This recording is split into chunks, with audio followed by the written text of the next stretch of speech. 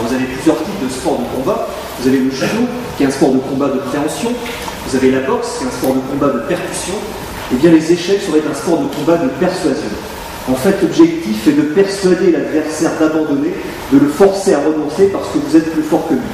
Donc on voit bien qu'au-delà de la confrontation entre deux intelligences, le jeu d'échecs met en conflit en fait deux volontés.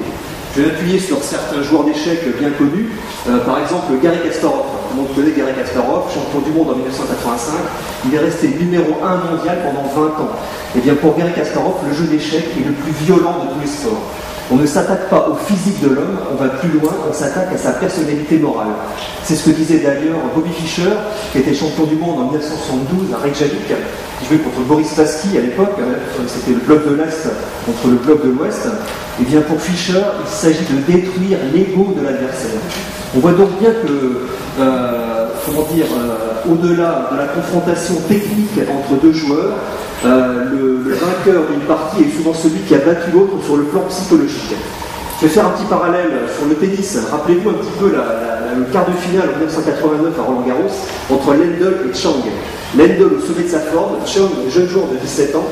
Qu'est-ce qui s'est passé? Chang perd plus de crampes, se met à servir à la cuillère, à avancer dans le terrain. Il a complètement déstabilisé Lendl sur le plan psychologique. Et donc il a gagné la partie.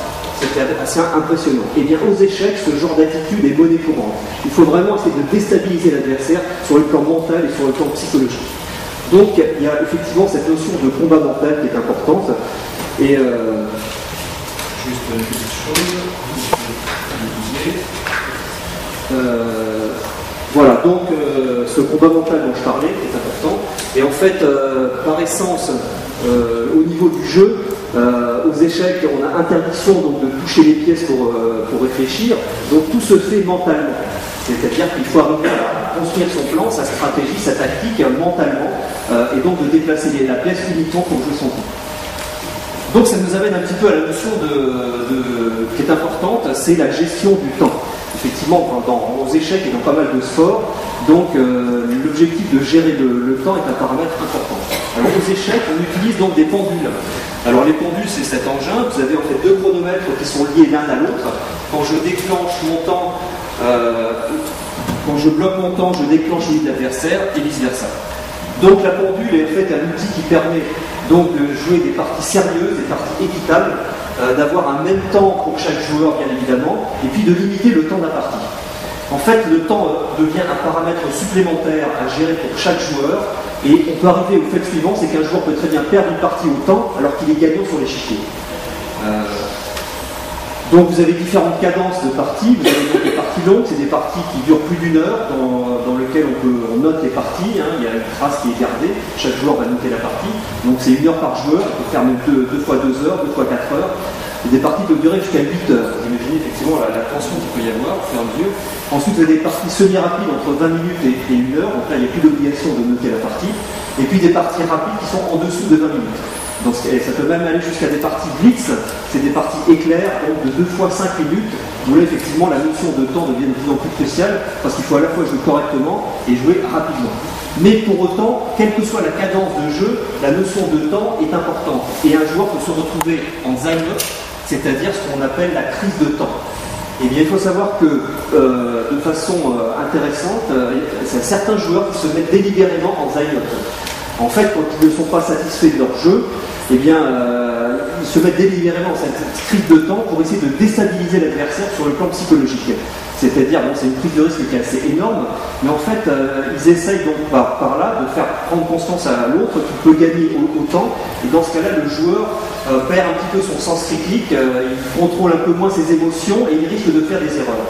Et en fait, ça arrive plus souvent qu'on croit, que le joueur qui est en crise de temps, et qui s'est mis volontairement dans cette situation, arrive à gagner la partie parce qu'il a déstabilisé un petit peu l'adversaire.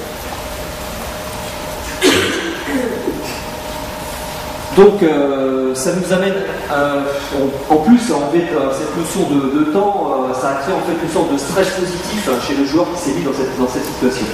On pourrait faire là aussi un petit parallèle en 2 minutes sur un autre sport qui est donc le foot, avec la notion d'arrêt de jeu. Rappelez-vous aussi, il y a quelques années, une finale de Champions League, c'était Dortmund contre Manchester, et donc Dortmund menait 1-0 depuis la 10e minute, il a mené 1-0 pendant toute la partie. Et dans les arrêts de jeu, Manchester a planté 2 buts. Qu'est-ce qui s'est passé?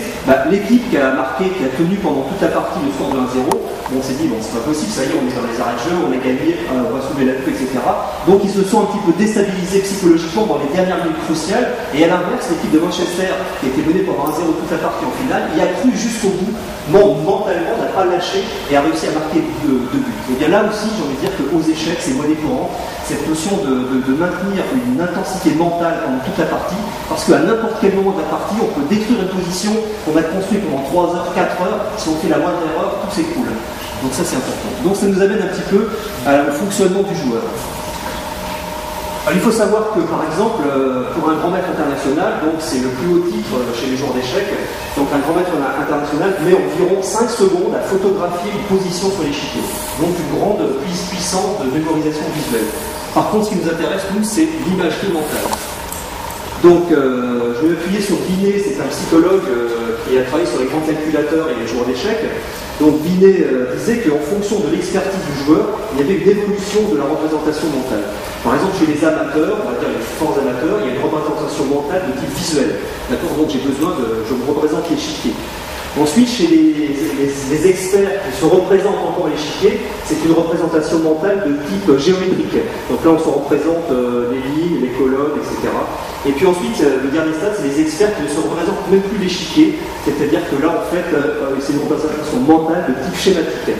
En fait, ils utilisent un petit peu une méthode de Lossy, c'est-à-dire ils imaginent par exemple une maison avec des pièces, des chambres, des chemins qui vont de l'une à l'autre, etc. Et donc, ils ne se représentent plus l'échiquier. C'est-à-dire qu'ils sont même capables de jouer donc, très longtemps à l'aveugle. Ça c'est une technique en fait qui est intéressante. Et de plus en plus d'entraîneurs essaient d'entraîner leurs joueurs donc au jeu à l'aveugle. Le fait en fait c'est que la représentation mentale étant plus faible que la représentation visuelle, ça demande donc aux joueurs qui s'entraînent un effort de concentration, un effort d'attention, un effort de réflexion qu'on espère ensuite retrouver dans la partie. Il y a même des tournois qui se font à l'aveugle et même des records, des tentatives de records qui se font. Donc actuellement, à titre anecdotique, on peut dire que c'est toujours Alekhine qui détient le record mondial. Et en 1925, il a joué contre 28 adversaires en leur tournant le dos, d'accord, sans regarder les échiquiers, et il a gagné toutes les parties. Bon, assez impressionnant.